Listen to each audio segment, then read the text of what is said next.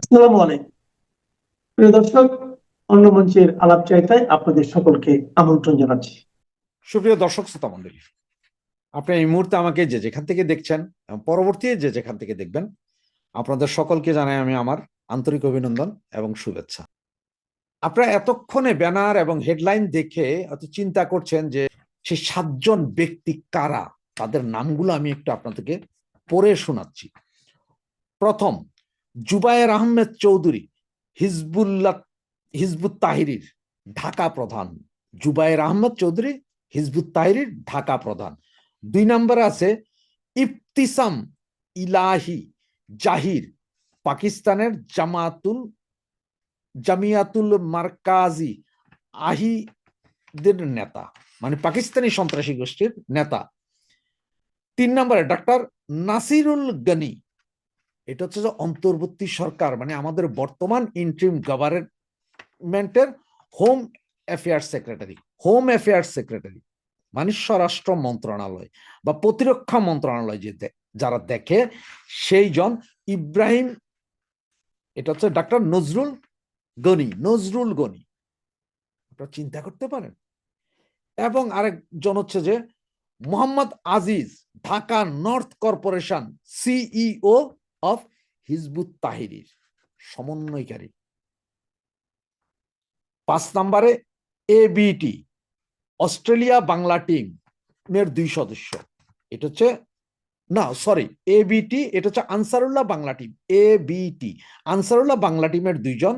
এবং সুমন আহমদ, সেটা হচ্ছে যে বিস্ফোরক বিশেষজ্ঞ নাকি।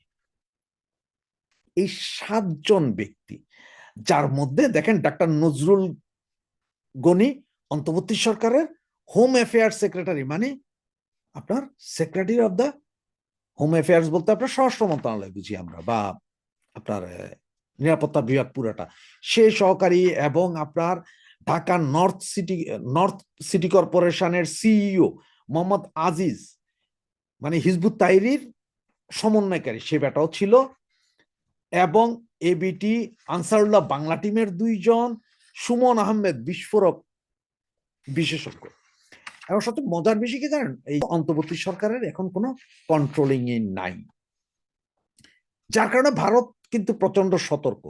এখন আপনারা বলতে পারেন যে ভারত হঠাৎ করে সতর্ক, কারণ হচ্ছে শেখ হাসিনার গভর্নমেন্ট ফল করার পরে যেইভাবে আমরা চিল্লি করা হয়েছে যে মানে ফাটাই ফেলবো, মারি ফেলবো, 50 লাখ আমাদের হিজবুত তাহরির লোকজন আছে, এগুলো বলে টলে তো আমরা একাকার করছি।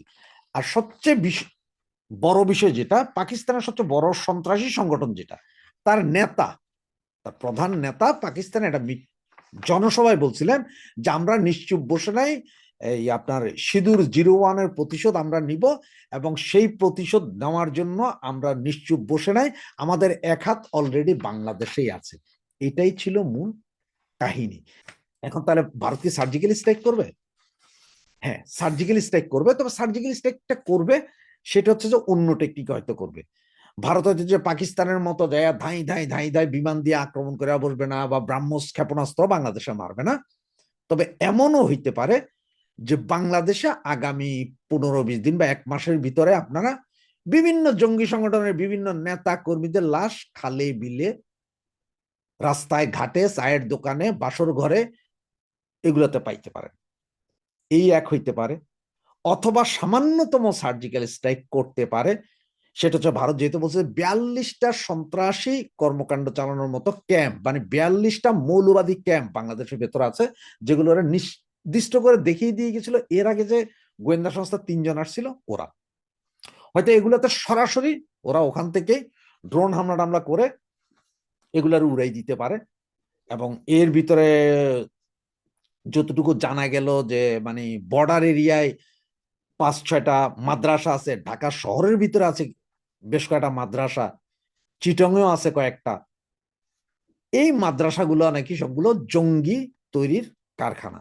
এগুলাতে যে কোনো সময় তো ড্রোন দিয়েও মারতে পারে, অথবা এখানে যারা জঙ্গি উৎপাদন করতেছে যেসব লোকগুলা, তাদের হয়তো ধাই করে খাইয়া দিতে পারে। এবং যেহেতু স্বরাষ্ট্র মন্ত্রণালয়ের একজন জড়িত, এই জন্যই বাংলাদেশ সরকারের উপর চাপ দিচ্ছে। এবং ভারত এখন তো কূটনীতিক ভাবে চাপ দিবে, এরপর আন্তর্জাতিক দুনিয়া যেটা আছে আমেরিকা, ইউরোপীয় ইউনিয়ন, এদের সবাইকে বুঝাই দিবে যে এই অবস্থা, বাংলাদেশে এখন এই অবস্থা, সুতরাং তাদের একটা সমর্থন আদায় করবে। কারণ হচ্ছে পাকিস্তান যে সন্ত্রাসী এটা সবাই জানে, সারা পৃথিবী জানে, যার কারণে পাকিস্তানরে সকাল বিকাল মারা সোজা।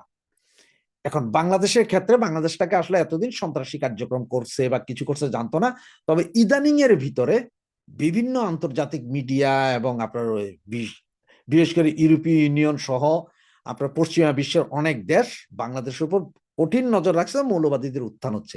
যার কারণে কিছুদিন আগে দেখছেন যে কানাডা আপনার বলেছে যে এই দেশ সে যাওয়া আসা খুব সাবধানে, আরো অনেক দেশ আস্তে আস্তে বলবে। সুতরাং এদেরকে হয়তো এখন এই রিপোর্ট সহ এগুলো বোঝানো খুব সম্ভব, কারণ জঙ্গি হামলার ভয় সারা পৃথিবীতে পায়। আর ইউরোপ ইউরোপ তো এমন এক অবস্থা, আপনার দেখেন ওই যে বেশ কিছুদিন আগে 2003 না জানি 4-এ ইংল্যান্ডে ট্রেন স্টেশনের ভিতরে একটা বোমা হামলা হয়েছিল। এরপর থেকে ওই যে আপনার ময়লা ফালানোর জন্য যে বাস্কেট থাকতো আগে মেট্রো স্টেশন গুলোতে, কোথাও এখন আর নাই। কারণ হচ্ছে ওদের ভয় হচ্ছে যে এইটার ভিতরে কেউ রাখা যেতে পারে। এবং সারা ইউরোপের রাস্তায় লক্ষ লক্ষ ময়লা ফালানোর জন্য ঝুড়ির মতো পাবেন, কিন্তু এগুলো সবগুলো হোয়াইট পলিথিন, মানে আপনার 2 মাইল দূর থেকে দেখবেন যে ওইখানে কি আছে এই অবস্থায়। আর ইসলাম ফোবিয়া তো আছেই সারা দুনিয়াতে, যে ইসলামিস্টরা এটা করতে পারে, এটা সবাই জানে। আর এখন এই যে 15 জন না জানে 30 জন যেটা ভারতের মারা গেল, এইটাকে ওরা এখন এমন ভাবে তুলতেছে যে ওই যে প্যালেস্তাইনিরা হামাস যেরকম ইসরায়েলে মারছে, সুতরাং মারছে ঠিক সেম কন্ডিশনে হয়তো হইতে পারে। আর এইটা হইলে ব্যাপক বিভীষিকাময়।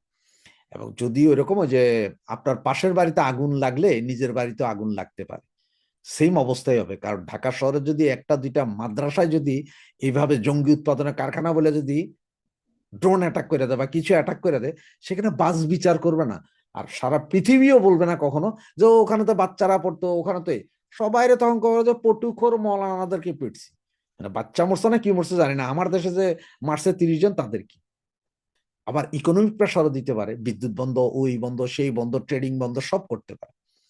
এখন সার্জিক্যাল স্ট্রাইকের যে আসলে কোন পর্যায়ে যাবে ইন্ডিয়া বা কিভাবে কি করবে সেটা এখনো বোঝা যাচ্ছে না। আবার এমনও হইতে পারে যে তারা হয়তো তাদের গোয়েন্দা সংস্থার 1-1,500-2,000 লোক ঢুকাই দিবে, সারা বাংলাদেশের বিভিন্ন জায়গা থেকে ওরা ইচ্ছা মতন যেগুলো যেগুলো টেরর তুইলা নিবে ফালাই দিবে, তুইলা নিবে ফালাই দিবে, একটু লাফাইছেন ফালাই দিবে, এইভাবে চলবে হয়তো মাসখানেক। এরপর আপনাদের হিসাব করে দেবে 1000 খানিক শেষ, টেরর শেষ।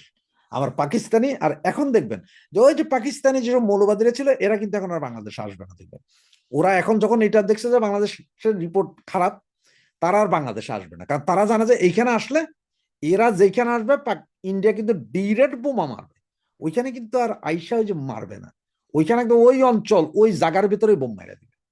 সুতরাং আমরা আমাদেরকে সাবধান করতে হবে, আমরাই সাবধান থাকতে হবে যে কিভাবে করি। জাতীয় সংসদ নির্বাচনকে সামনে রেখে বাংলাদেশের রাজনৈতিক দলগুলোর মধ্যে ভুতুড়ে কাণ্ড শুরু হয়েছে। একদিকে সংসদ নির্বাচনে অংশ নিতে অবলীলায় নিজের হাতে গড়া দল বা সংগঠন ছেড়ে বড় দলে যোগ দিচ্ছেন পরিচিত কয়েকজন রাজনীতিক। মুক্তিযুদ্ধ করা বড় নেতা ফুল হাতে সহাস্য যোগ দিচ্ছেন মুক্তিযুদ্ধের বিরোধিতা করা জামাত ইসলামীর জোটে। কিংস পার্টি এনসিপির শীর্ষ নেতাদের এতদিনের পরিকল্পনা বুঝতে না পেরে হঠাৎ করে আকাশ ভেঙে পড়েছে দলটির অনেক নেতার মাথায়। পদত্যাগের হিড়িক লাগলেও ঘরের ছেলে হিসেবে এনসিপি জামাতের সাথে জোট করায় দলটির অনেকেই আবার খুশি। ভোটের দিন যত এগিয়ে আসছে ততই নানা চিত্র উঠে আসছে প্রতিদিন। এত কিছুর মধ্যে অধ্যাপক ইউনূসের চিন্তার বলিরেখা করুণ হচ্ছে একটি ভাবনায়, ভোটারের উপস্থিতি আশাব্যঞ্জক হবে তো।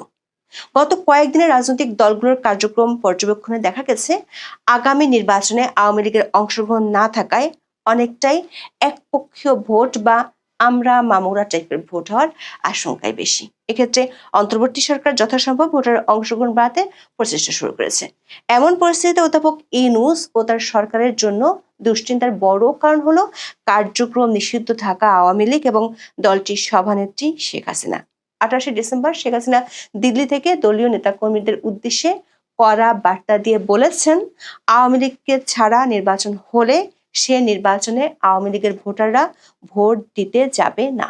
দলটির একাধিক সূত্রে জানা গেছে, গত 2 সপ্তাহে কলকাতায় থাকা দলের 1.5 ডজন নেতাকে দিল্লিতে ডেকে নিয়ে শেখ হাসিনা নির্দেশ দিয়েছেন সামনের দিনগুলোতে কি করতে হবে।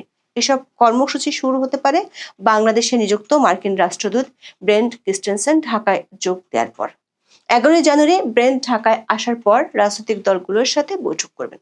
সূত্রগুলো বলছে, নির্বাচনের আগে আওয়ামী লীগ ইস্যুতে অন্তর্বর্তী সরকারকে আরো এক দফা বিদেশি শক্তিগুলোর সাথে বোঝাপড়ায় যেতে হবে। ত্রয়োদশ জাতীয় সংসদ নির্বাচনে মনোনয়ন জমা দেওয়ার শেষ দিন 29 ডিসেম্বর। তার আগে অনেক নাটকের মধ্য দিয়ে বড় দুটি জোটের খবর প্রকাশ হলো। সবশেষ খবর অনুযায়ী নির্বাচনমুখী দুটি ধারা তৈরি হয়েছে, একটি বিএনপি নেতৃত্বে, অন্যটি জামাতকে কেন্দ্র করে। বিএনপির সঙ্গে যুক্ত হয়েছে গণতন্ত্র মঞ্চের শরিক নাগরিক বিপ্লবী ওয়ার্কার্স পার্টি, নাগরিক ঐক্য, গণসংহতি আন্দোলন। এর বাইরে বাকি যেসব দল আছে তারা হলেন এনজিএম চেয়ারম্যান ববি হাজ্জাজ আর বিলুপ্ত বাংলাদেশ এলজিপি চেয়ারম্যান শাহাদাত হোসেন সেলিম ধানের শীষ প্রতীক নিয়েছেন। অন্যদিকে জামাত ইসলামী অনেক দিন ধরে ইসলামী দলগুলোকে নিয়ে জোট করার চেষ্টা করেছিল। এই দলগুলো হলো ইসলামী আন্দোলন, খেলাফত আন্দোলন, বাংলাদেশ খেলাফত মজলিস, নেজামে ইসলাম পার্টি, জাতীয় গণতান্ত্রিক পার্টি ও বাংলাদেশ ডেভেলপমেন্ট পার্টি। শেষ মুহূর্তের চমক হিসেবে সরকারি কিংস পার্টি বলে পরিচিত এনসিপি এবং কর্নেল অলি আহমেদের এলজিপি সেই জোটে যোগ দিয়েছে। গত 24 ডিসেম্বর গুলশানে সংবাদ সম্মেলনে কর্নেল অলি আহমেদের দল লিবারেল ডেমোক্রেটিক পার্টির মহাসচিব রেদওয়ান আহমেদ বিএনপিতে যোগ দেন। সংসদ নির্বাচনে তিনি কুমিল্লার 7 আসনে বিএনপির প্রার্থী হচ্ছেন।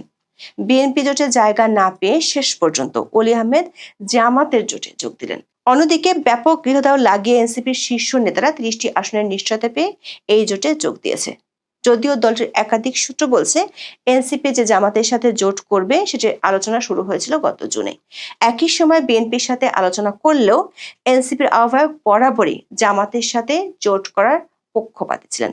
দল থেকে পদত্যাগ করা একাধিক নেতা এই বিষয়টি হঠাৎ বুঝতে পেরে স্ট্যাটাসও দিয়েছেন। পদত্যাগ করা দলটির নেতা তাজনুবা জাবিন তার পোস্টে অভিযোগ করেন, জামাতের সঙ্গে এই জোট কোনো আকস্মিক রাজনৈতিক কৌশল নয়, বরং এটি একটি সুপরিকল্পিত ষড়যন্ত্র।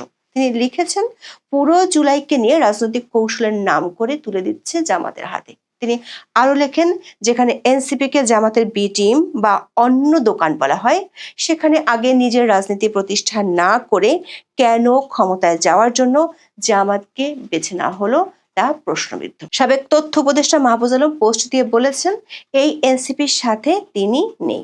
দর্শক, সরকার সমর্থকদের জোট গঠন নিয়ে এই যখন অবস্থা, তখন অন্তর্বর্তী সরকারের দুশ্চিন্তা অন্য বিষয় নিয়ে। সরকারের চিন্তা হলো অধ্যাপক ইউনূস যে ঐতিহাসিক নির্বাচনের ঘোষণা দিয়েছেন, সে নির্বাচনে ভোটার উপস্থিতি আদৌ আশাব্যঞ্জক হবে তো, নাকি 1996 সালের 15 ফেব্রুয়ারি নির্বাচনের চেয়েও কম বা তার কাছাকাছি ভোট পড়বে।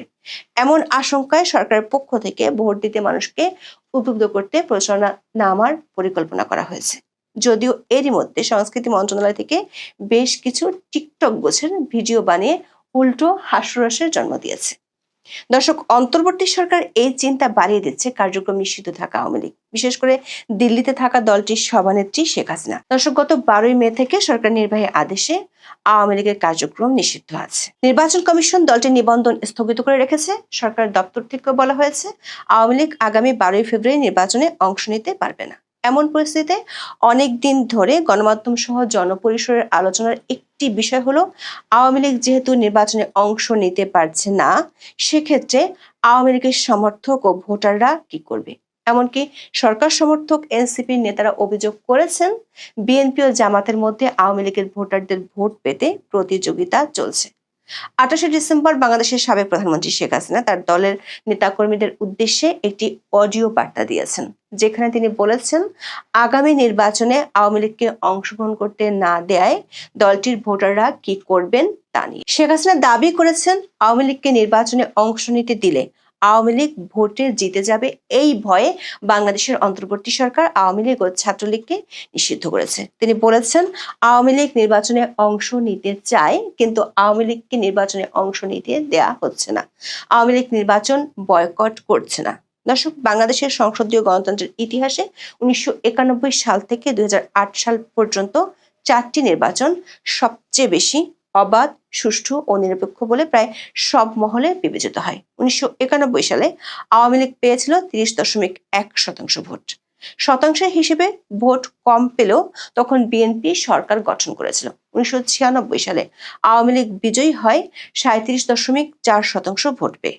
2001 সালে বিএনপি পেয়েছিল 40.98% ভোট এবং তারা জিতে নেয় 193টি আসন। অন্যদিকে আওয়ামী লীগ পেয়েছিল 40.2% ভোট, কিন্তু তারা মাত্র 62টি আসনে জয়ী হয়। 2008 সালের নির্বাচনে আওয়ামী লীগ পেয়েছিল সর্বাধিক 48.04% ভোট এবং তারা জয়লাভ করে 230টি আসনে। বিএনপি পেয়েছিল 33.2% ভোট এবং তারা পেয়েছিল মাত্র 30টি আসন। দেখা যাচ্ছে 1991 সাল থেকে আওয়ামী লীগ কখনোই 30%-এর নিচে ভোট পায়নি। শুধু আওয়ামী লীগ নয়, ভোটের মাঠে নামতেই পারছে না 14 দলীয় জোটের শরিকরা। জাসদ এবং ওয়ার্কার্স পার্টিতে খবর নিয়ে জানা গেছে, নির্বাচন করার আগ্রহ থাকলেও ভোটের মাঠে নামতে পারছে না তারা।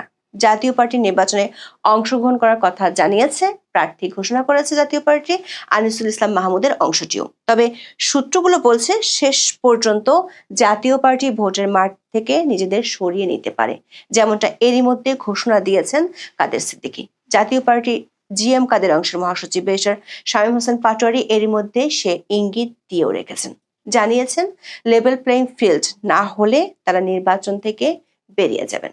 সূত্রগুলো বলছে, অন্তর্বর্তী সরকারের দুশ্চিন্তা হলো ভোট কাস্টিং নিয়ে। আওয়ামী লীগ সহ 14 দলের নেতারা জোটবদ্ধ হয়ে নিজ নিজ দলের ভোটারদের ভোট দিতে না করে দিলে বিপাকে পড়বে সরকার ঐতিহাসিক নির্বাচন। আওয়ামী লীগের একাধিক সূত্র থেকে জানা গেছে, ইতিমধ্যে দলটির নেতাদের উদ্দেশ্যে বার্তা পৌঁছে দেওয়া হয়েছে। দলীয় সিদ্ধান্ত অনুযায়ী আওয়ামী লীগ ও এর অঙ্গ সংগঠনের কোনো নেতা নির্বাচনে স্বতন্ত্র হিসেবেও অংশ নিতে পারবে না। এর বাইরে সংসদ নির্বাচনকে ঘিরে দলটি শিগগিরই কর্মসূচি ঘোষণা করতে পারে। আওয়ামী লীগবিহীন নির্বাচনের বিরুদ্ধে দলটি বড় ধরনের শোডাউন শুরু করবে 20 জানুয়ারির পর থেকে। দলটির একাধিক সূত্র বলছে, সারা দেশে একযোগে মিছিল করার পরিকল্পনা রয়েছে দলটির। গত 2 সপ্তাহে 3 দফায় দলটির প্রায় 1.5 ডজন নেতা শেখ হাসিনার সাথে দিল্লি গিয়ে বৈঠক করেছেন। সেসব বৈঠকে তাদেরকে নির্দেশনা দেওয়া হয়েছে। সূত্রগুলো বলছে, আওয়ামী লীগের একটি দল মার্কিন যুক্তরাষ্ট্রে বাংলাদেশে নিযুক্ত নতুন মার্কিন রাষ্ট্রদূতের সাথে বৈঠক করেছে। মার্কিন রাষ্ট্রদূত বাংলাদেশে আসবেন 11 জানুয়ারি।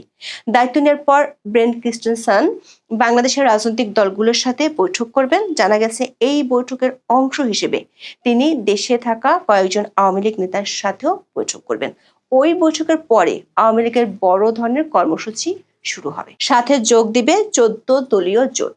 জোটের 3 জন নেতা বলেছেন, এর প্রতিবাদে নিজ নিজ দলের ভোটারদের ভোট না দেওয়ার প্রচারে নামবে ব্যাপকভাবে। আওয়ামী লীগের নেতাদের ধারণা, 15 জানুয়ারির পর থেকে ব্যাপক শোডাউন করতে পারলে আন্তর্জাতিক কমিউনিটিও নির্বাচন থেকে মুখ ফিরিয়ে নিতে পারে। এতে করে অন্তর্বর্তী সরকার নির্বাচন আয়োজন প্রশ্নের মুখে পড়বে। শেষ পর্যন্ত সরকার সমর্থক 2 জোটের মধ্যে সীমাবদ্ধ নির্বাচনে আদৌ ভোটারদের আগ্রহ কতটুকু থাকে, সেটাই হয়তো সামনের দিনগুলোতে বড় প্রশ্ন হয়ে দেখা দিবে।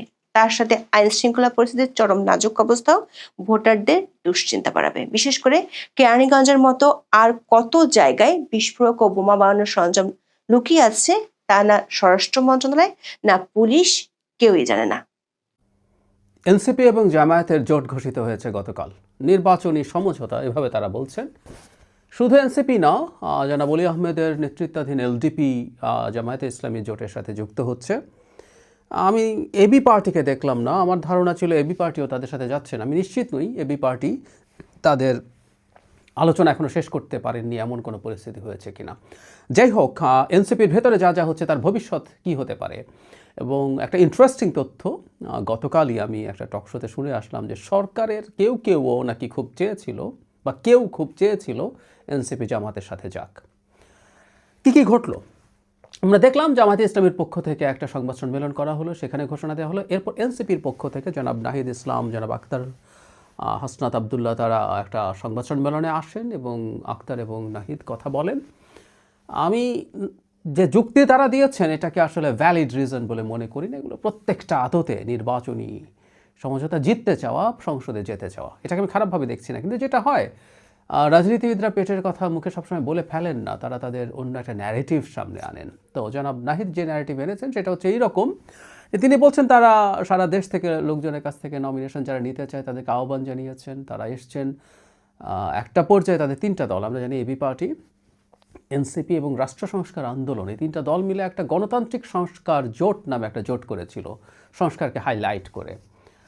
তার পরবর্তীতে উনি বলতে চাইছেন, ওনার বক্তব্য থেকে আমি বলছি যে ওসমান হাদি যখন হত্যাকাণ্ডের শিকার হলেন তখন সব প্রেক্ষাপট পাল্টে গেল, নানা রকম সংশয়, এই বুলেট তাদের দিকে বা অন্য কারো দিকে আসতে পারে। এই প্রেক্ষাপটে তারা বলছেন যে নির্বাচনটা যেন সঠিক হয়, ঠিক হয় এবং প্রতিদ্বন্দ্বিতাপূর্ণ হয়, সে কারণেই তারা মনে করেছেন এই জোটটা করা দরকার। আই এম নট কনভিন্সড, একেবারেই নই। এমনিতেই যদি বলি, আসলে একটা দল ডিসিশন নিয়েছে তারা এবারই যতটা সম্ভব ভালো করতে চায় নির্বাচনে, সংসদে যেতে চাইলে, পারলে সংসদে যেতে চান, সুতরাং তারা বিএনপির সাথে আলোচনা করবেন, জামায়াতের সাথে আলোচনা করবেন, এটাই স্বাভাবিক ছিল। আসলে এই ন্যারেটিভটা তৈরি করতে হচ্ছে, কারণ হলো যতই হাস্যকর শোনাক, কারণ হচ্ছে তারা নয়া বন্দোবস্তের কথা বলছিলেন, তারা জামায়াতের বিরুদ্ধে আসলে খুবই খুবই টাফ কথাবার্তা বলছিলেন রিসেন্ট টাইমসে, খুবই টাফ কথাবার্তা, তাদের ৭১-এর ভূমিকা নিয়ে, তাদের ধর্মকে, ধর্মভিত্তিক ফ্যাসিবাদ নিয়ে গুরুত্বপূর্ণ নেতারা কথা বলেছেন। ইভেন জনাব নাহিদ ইসলাম বলছেন যে সংস্কারের ব্যাপারে, বা জামায়াত ইসলামী হোক, এনসিপির যারা এটার পক্ষে আছেন, এই নির্বাচনী সমঝোতার পক্ষে আছেন, তারা বলার চেষ্টা করছেন আসলে সংস্কারের মতো ইস্যুতে তাদের খুবই ঐক্যমত্য রয়েছে।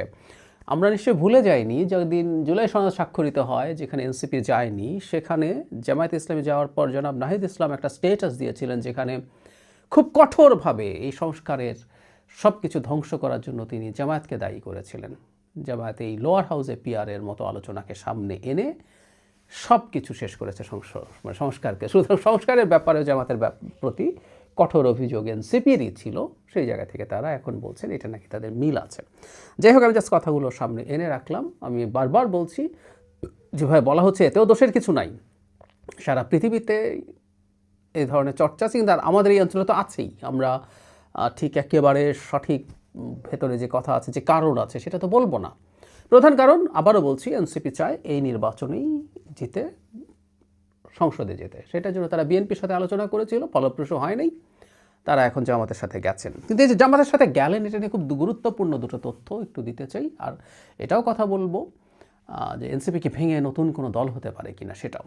আচ্ছা, জামাতের সাথে যাওয়া নিয়ে যদি বলি, সেটার খুব ইন্টারেস্টিং একটা অভিযোগ বলবো, আমি আঙ্গুল তুলেছেন ডক্টর তাসনুভা জাবিন, খুব দীর্ঘ একটা স্টেটাস দিয়েছেন। আমি আপনাদেরকে অনুরোধ করবো পুরো স্টেটাসটা একটু পড়ে ফেলবেন।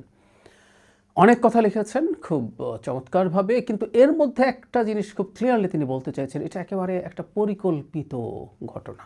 মানে এই যে যাবতীয় যা যা ঘটলো এতদিন ধরে, এনসিপি তৈরি হওয়া, এনসিপি এরপর যা করলো, যা করে এসে শেষ পর্যন্ত যেভাবে তারা জামাতের সাথে জোটে গেল, এটাকে তিনি পরিকল্পিত দাবি করছেন।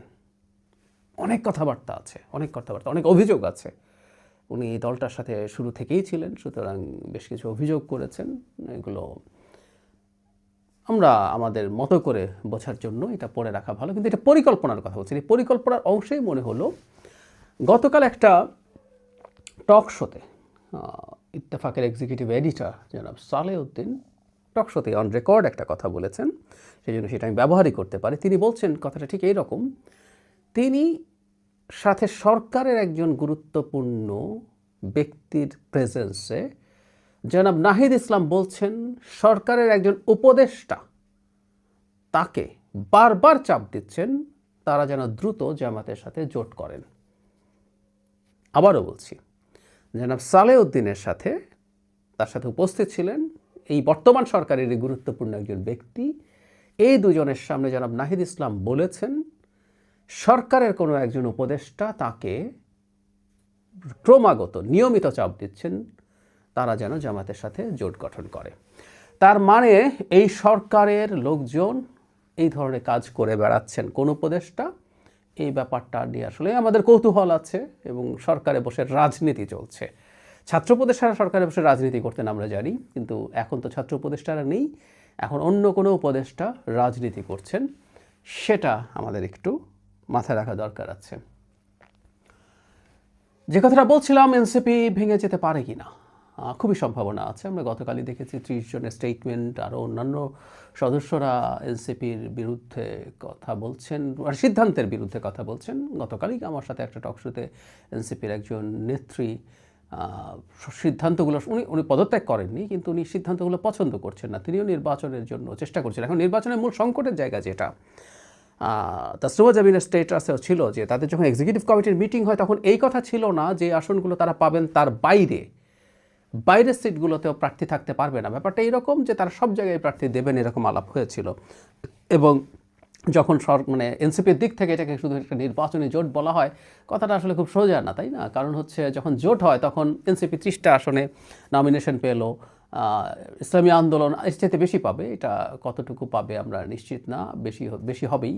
তো এনসিপি তার সিটের বাইরে তার কোথাও ক্যান্ডিডেট দিচ্ছে না, তাকে কাজ করতে হবে অন্য দলগুলোর জন্য, জামায়াত ইসলামী, ইসলামী আন্দোলন সহ যারা প্রায় সবই তো আসলে ইসলামিস্ট দল, তাদের যে প্রার্থী আছে তাদের পক্ষে এনসিপিকে ক্যাম্পেইন করতে হবে। এনসিপির পক্ষে তারাও ক্যাম্পেইন করবে, এদের ক্ষেত্রেও তাদেরকে করতে হবে।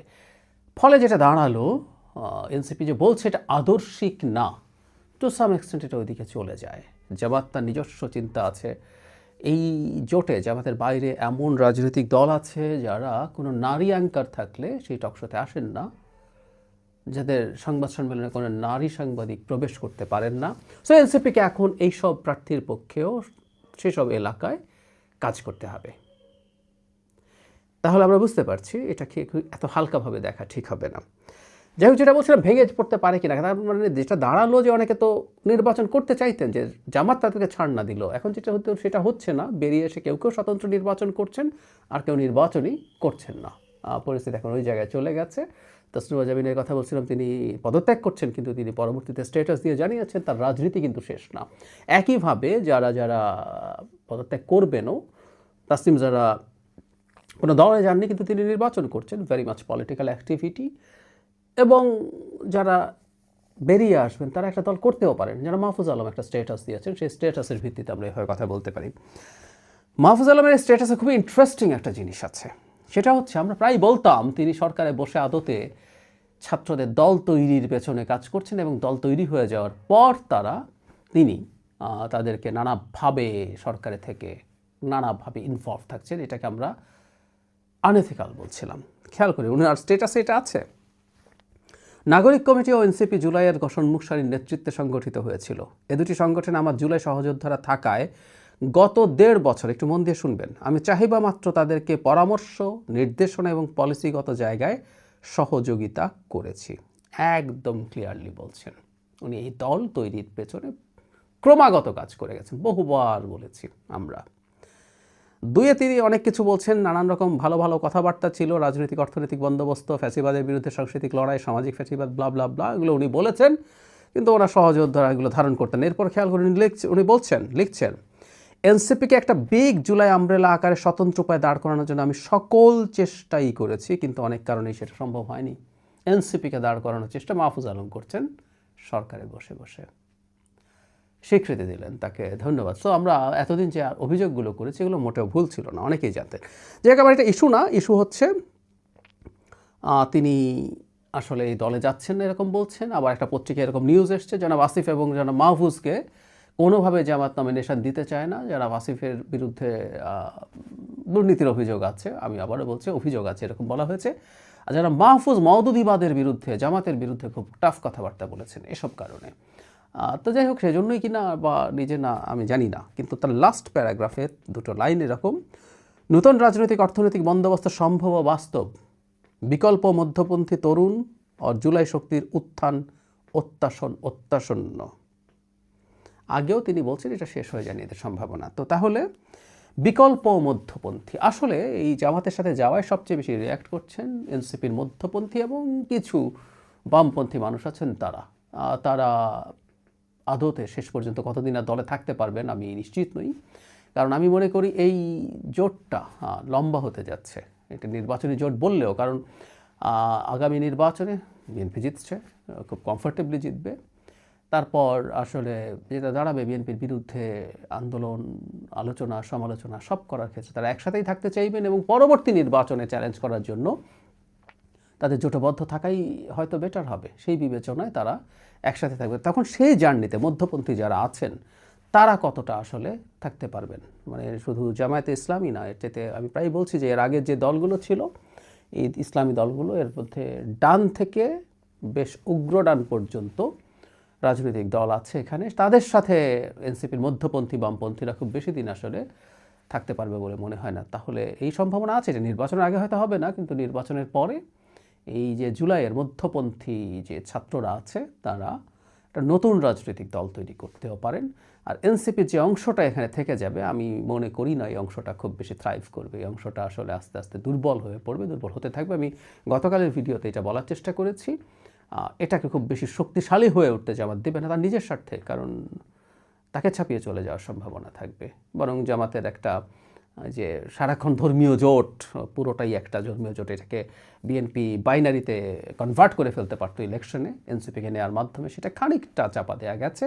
এবং ইন্টারন্যাশনাল কমিউনিটির সামনেও দেখানো যাবে যে এটা ঠিক সেই অর্থে ধর্মীয় দল বা ইসলামী দলের একটা জোট না, এর বাইরেও মধ্যপন্থী মধ্যডান দলটল আছে, এটার বেনিফিটটা তারা নিয়ে নিতে পারলো। সো জামাত গেইন করেছে, এনসিপির জন্য ভালো কিছু হয়নি, যদিও সব কিছু ভবিষ্যতই বলবে।